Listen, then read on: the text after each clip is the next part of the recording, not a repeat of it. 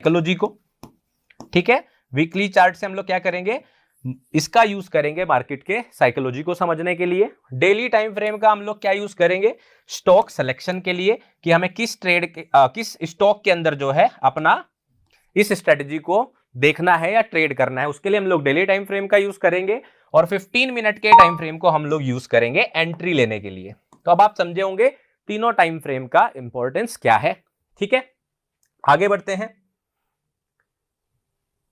अब weekly time frame से शुरू करेंगे, जिससे हमने क्या पता चलना था, साइकोलॉजी का पता चलना था। तो साइकोलॉजी से क्या मतलब है, अब देखो मार्केट की साइकोलॉजी बनती कैसे है।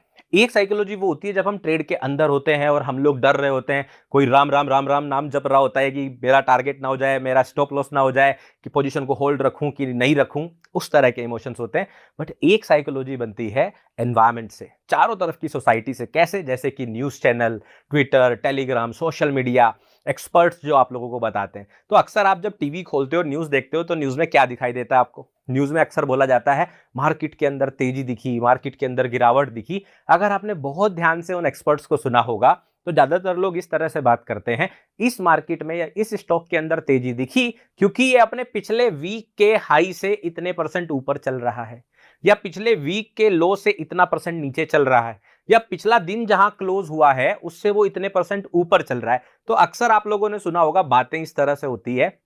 और ऐसा क्यों होता है, क्योंकि जो लोग बड़े फंड्स को लेकर ट्रेड करते हैं, जो इंस्टीट्यूशनल मनी है, वो लोग थोड़ा ही हमारी तरह की आरएसआई का चार्ट लगाकर बैठे हैं कि ट्रेंड लाइन खींच के ट्रेड कर रहे हैं। वो लोग किस तरह से ट्रेड करते हैं, वो लोग इसी साइकोलॉजी से ट्रेड करते हैं कि मार्केट किस जगह पर, किस प्राइस लेवल पर ट्रेड कर रही है, वो पिछले वीक के हाई से कितना ऊपर है, कितना नीचे है, क्या ये अच्छे प्राइसेस हैं, क्या ये अच्छे प्राइसेस नहीं है, जिससे कि हम लोगों की एक साइकोलॉजी बनती है कि ये स्टॉक बुलिश है कि बेरिश है। आज मैं आपको सिखाऊंगा कि कैसे आपको इस माइंडसेट को ब्रेक करके इसके ऑपोजिट ट्रेड करना है। ऑपोजिट ट्रेड करना है, बिल्कुल। भाई सेबी क्या बोल रही है अभी कि 90% लोग जो है ट्रेडिंग के अंदर अभी पैसा लॉस कर रहे हैं, सिर्फ 10% लोग कमा रहे हैं। हालांकि ये बात दुनिया के हर फील्ड में सेम ही है, किसी भी फील्ड में देख लो, कामयाब लोगों की संख्या सिर्फ 10% ही होती है, ठीक है। लेकिन ट्रेडिंग के अंदर वो जो 10% लोग हैं, वो लोग ऐसा अलग क्या कर रहे हैं कि वो लोग पैसा कमा पा रहे हैं, क्योंकि वो जो भीड़ है ना 90% की, वो उनसे अलग सोच रहे हैं। बस आपको ऐसे ही सोचना है। तो इसमें हमने क्या सोचना है कि जब भी प्राइस, क्या सोचेंगे कि जब भी हमारा प्राइस जो है वो किसी भी वीक के, जैसे मान लीजिए ये कोई वीक है, आज संडे है, ऐसा मान लेते हैं, संडे नहीं है लेकिन मान लीजिए आज संडे है और ये पिछले वीक की कैंडल स्टिक है। अगर मार्केट इसके हाई के ऊपर जाती है तो चारों तरफ बातें होती हैं कि ये स्टॉक बुलिश है, इसमें तेजी आई है। और अगर ये इसके नीचे जाती है तो चारों तरफ बातें होती है कि ये स्टॉक वीक है, पिछले वीक से नीचे ट्रेंड कर रहा है। आपको क्या करना है, आपको इंतजार करना है कि ये मार्केट जब इसके ऊपर चल रही है, और ज्यादातर लोग इस बारे में बात कर रहे हैं कि प्राइस जो है पिछले वीक के हाई के ऊपर कर रहा है, आपको क्या सोचना है, उन लोगों की तरह ना सोचकर आपको सोचना है, हो सकता है कि ये एक ट्रैप हो। क्या हो, ये ट्रैप हो सकता है कि ये धोखा हो सकता है न्यूज इसलिए फैलाई जा रही है कि मार्केट तेजी में है, जिससे कि हम लोग बाई करने आ जाएं और जो वो इंस्टीट्यूशनल मनी है वो कहीं सेलिंग ना कर दे। तो आपको क्या सोचना है, उसके ऑपोजिट सोचना है। अगर मार्केट पिछले वीक के लो के नीचे जा रही है तो आपको क्या सोचना है कि ये ट्रैप भी हो सकता है। अब देखो दो ही चीजें होंगी, मार्केट मान लीजिए पिछले वीक के लो के नीचे गई, या तो गिर जाएगी, नीचे चली जाएगी, या फिर आपको ट्रैप करके वापस पंप हो जाएगी। दो ही सिचुएशन है। इस वाली स्ट्रेटजी में हम लोग इस वाले कंसेप्ट पे वर्क करेंगे कि ये ट्रैप करके वापस आएगी। हमारा ध्यान इस बात पे होगा कि ये ट्रैप करके वापस आ रही है, समझे। तो हमने क्या करना है, अगर नीचे चली गई तो जाने दो, कोई बात नहीं, नीचे जा रही थी, वैसे भी जा रही थी, हमें तो वैसे भी कुछ नहीं मिल रहा था। मार्केट वीक के ऊपर के बाद ऊपर चली गई तो जाने दो, हमें वैसे भी कुछ नहीं मिल रहा था। लेकिन अगर वो यहां पर ट्रैप करके वापस आ जाए तो आपको बहुत अच्छी ट्रेड मिल सकती है। आपको क्या करना है, ऑपोजिट सोचना है। जब भी मार्केट ज्यादातर लोगों के अपोजिट चलती है तो वो बहुत मोमेंटम से, बहुत तेजी से चलती है और बहुत अच्छे रिजल्ट्स आपको प्रोड्यूस करके देती है। इसीलिए हम लोग यहां पर वीकली चार्ट से क्या समझेंगे, हम लोग समझेंगे मार्केट के साइकोलॉजी को। तो साइकोलॉजी को समझने का मतलब क्या है, हम लोग इस तरह से देखेंगे कि अगर मार्केट किसी भी वीक के हाई के ऊपर अगले हफ्ते में जाती है तो अगर वो ब्रेकआउट होकर ऊपर जा रही है तो ठीक है, बट अगर मार्केट यहां पर फेक आउट करती है, फेक आउट मतलब फेक ब्रेकआउट, फेक ब्रेकआउट को मैं शॉर्ट में फेक आउट बोल देता हूं, तो फेक आउट करके अगर नीचे आती है तो हम लोग सेलिंग की ट्रेड देखेंगे। इसी तरह से अगर मार्केट पिछले वीक के नीचे जाती है तो हम लोग ये भी उम्मीद करेंगे कि ये ट्रैप हो सकता है, और ट्रैप हो सकता है या नहीं हमें नहीं पता, इसलिए ऐसा नहीं यहीं पे बाई कर लेंगे या यहां पर डायरेक्टली सेल कर देंगे, नहीं, तरीका मैं बताऊंगा अभी कैसे करेंगे। और जब मार्केट वापस आएगी तो हम लोग यहां पर बाई की ट्रेड देखेंगे। बस आपको ज्यादातर लोगों के अपोजिट करना है, इतनी आसान सी स्ट्रेटजी है। अब इसको मैं जल्दी से आपको बताता हूं एग्जीक्यूट कैसे करना है। तो सबसे पहली चीज जैसे मैंने आपको बताई कि हमने पहली चीज क्या समझनी है कि पहला टाइम फ्रेम देखना है वीकली। तो सबसे पहले आप क्या काम करेंगे, जो पिछला हफ्ता होगा, जो भी पिछला हफ्ता होगा, आप उसका हाई और उसका लो दोनों मार्क कर लेंगे कि ये मेरे पिछले वीक का हाई है और ये मेरे पिछले वीक का लो है।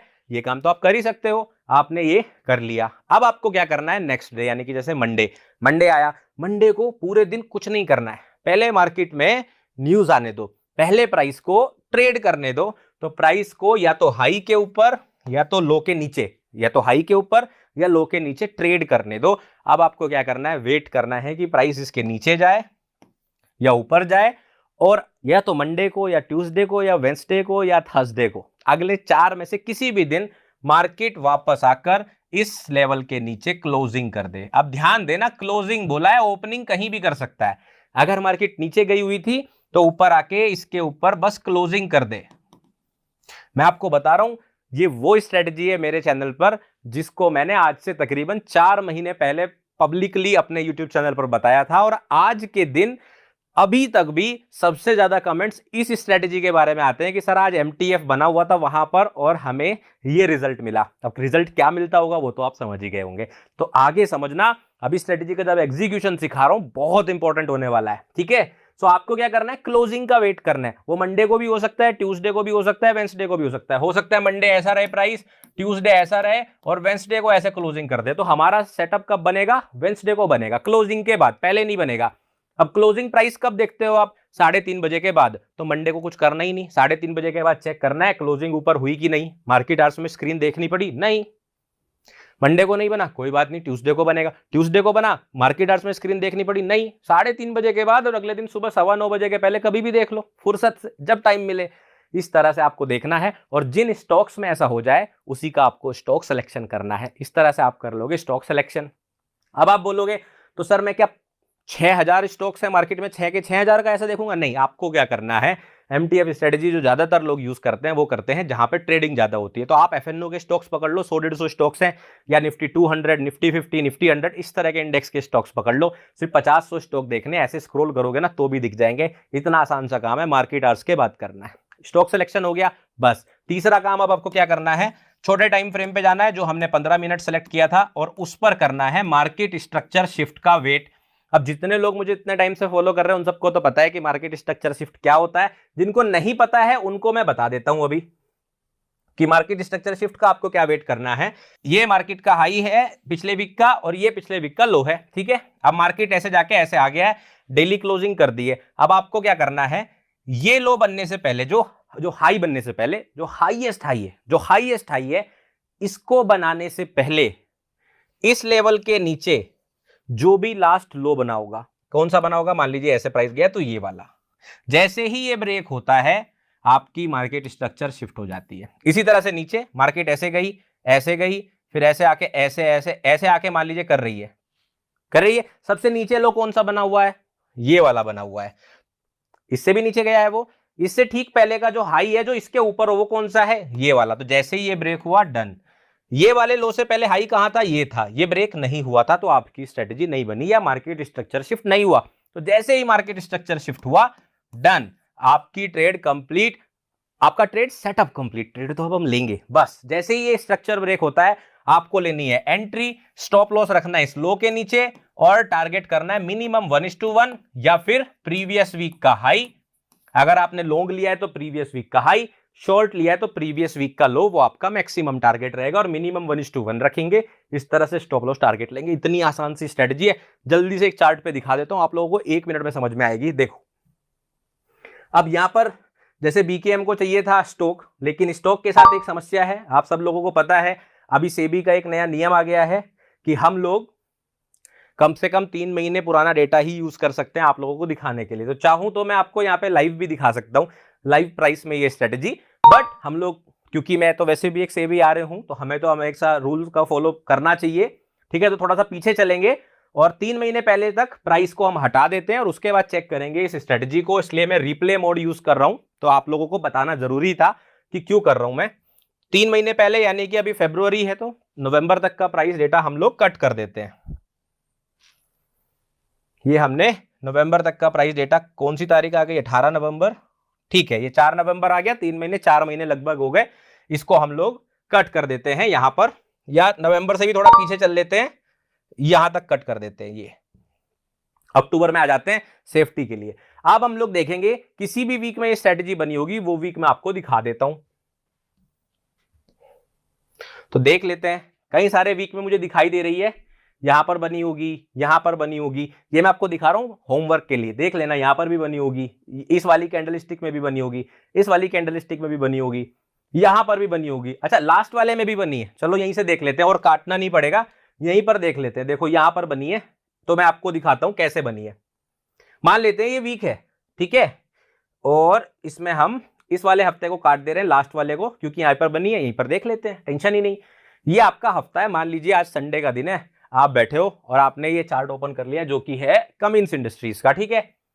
आपको क्या करना है, सबसे पहला काम वीकली टाइम फ्रेम पे जाना है। वीकली चार्ट है, वीकली चार्ट है, ठीक है। आपको हाई एंड लो मार्क कर लेने हैं, तो आपने सिंपली ये अपना हाई मार्क कर लिया इस हफ्ते का, और इस पर आप चाहे तो लिख सकते हैं, क्या लिख देंगे, प्रीवियस वीक हाई। आप यहां देख पा रहे होंगे, एक हम लोग मार्क कर लेंगे प्रीवियस वीक लो, क्योंकि हमें तो नहीं पता अब मार्केट नीचे जाएगी कि ऊपर, तो हम लोग ऐसे मार्क करके रखेंगे और यहां पर लिख देंगे प्रीवियस वीक लो। सिंपल है, ठीक है। अब आप क्या करोगे, मंडे का वेट करोगे, और मंडे के दिन में सुबह कुछ नहीं करना, मंडे के क्लोजिंग का वेट करोगे। तो डेली चार्ट पे जाएंगे, डेली चार्ट पर आ गए, और अब आप मंडे को देखेंगे इस चार्ट को आकर, और ऐसा आप हर एक स्टॉक के साथ करने वाले हो, या तो निफ्टी 50 के सारे स्टॉक, या बैंक निफ्टी के, या निफ्टी 100 के, जो भी, ठीक है। नेक्स्ट कैंडलस्टिक का वेट करते हैं। नेक्स्ट कैंडलस्टिक बन गई मंडे को। मंडे को क्या हुआ, एक इनसाइड बार बनी है, जिसने ना लो के नीचे ट्रेड किया ना हाई के ऊपर ट्रेड किया। हम कुछ नहीं करेंगे, छोड़ देंगे, दूसरा स्टॉक देख लेंगे। ट्यूसडे के दिन हमने देखा कैंडलस्टिक अंदर बनी है, कुछ नहीं हुआ, हम कुछ नहीं करेंगे, हम लोग वेट करेंगे। और ये काम आप कर रहे हो जॉब करते हुए, बिजनेस करते हुए, क्योंकि आपको स्क्रीन मार्केट आवर्स में देखनी नहीं है। वेंसडे को देखो मार्केट ने क्या किया है, मार्केट कुछ वक्त के लिए हाई के ऊपर गया है, ठीक है, हाई के ऊपर गया है मार्केट यहां पर, और क्लोजिंग कहां दी है, क्लोजिंग इसने इसी दिन इसके नीचे दी है। तो सेम डे भी दे सकता है, अगर ऊपर ट्रेड करके नीचे क्लोजिंग दे रहा है तो सेम डे भी चलेगा, और अगर ये ऐसे यहां पे क्लोज हुआ होता और अगले दिन ऐसे नीचे वापस क्लोजिंग देता तो भी चलेगा, उससे कुछ फर्क नहीं पड़ता। कम से कम एक बार प्राइस हाई के ऊपर चला जाए और क्लोजिंग वापस अंदर दे दे, बस इतना काम करना, आपका हो गया स्टॉक सिलेक्शन। अब मंडे, ट्यूसडे, वेंसडे हो गया। अब थर्सडे को आपको मार्केट आवर्स में पहली बार अपनी चार्ट को ओपन करना है, मार्केट स्ट्रक्चर शिफ्ट देखना है 15 मिनट के चार्ट पे, और एंट्री लगा देनी है, फिर देखा जाएगा क्या होने वाला है। तो 15 मिनट के चार्ट पर चलेंगे और हम देखेंगे कि 15 मिनट के चार्ट पर मार्केट स्ट्रक्चर शिफ्ट हो गया है कि नहीं। अगर अभी हो गया है तो अगले दिन मॉर्निंग में 9:16 पर ही एंट्री ले लो, 15 पर ही ले लो, एएमओ लगा के रख दो आफ्टर मार्केट ऑर्डर, कोई दिक्कत नहीं है। अगर नहीं हुआ है तो आपको थोड़ी देर मार्केट आवर्स यहां पे देखना पड़ेगा एक बार, तो देखते हैं हुआ है कि नहीं हुआ है। सो जो मार्केट जब हाई के ऊपर गई है, हाई के ऊपर गई है सबसे पहले, तो अगर आप देखेंगे मार्केट ने हाई के ऊपर ट्रेड किया सबसे पहले यहां पर, सही बात है, यहां पर किया। इसको बनाने के लिए कौन सा लो सबसे पहले था, ये वाला, सही बात है। क्या ये लो ब्रेक हुआ, नहीं।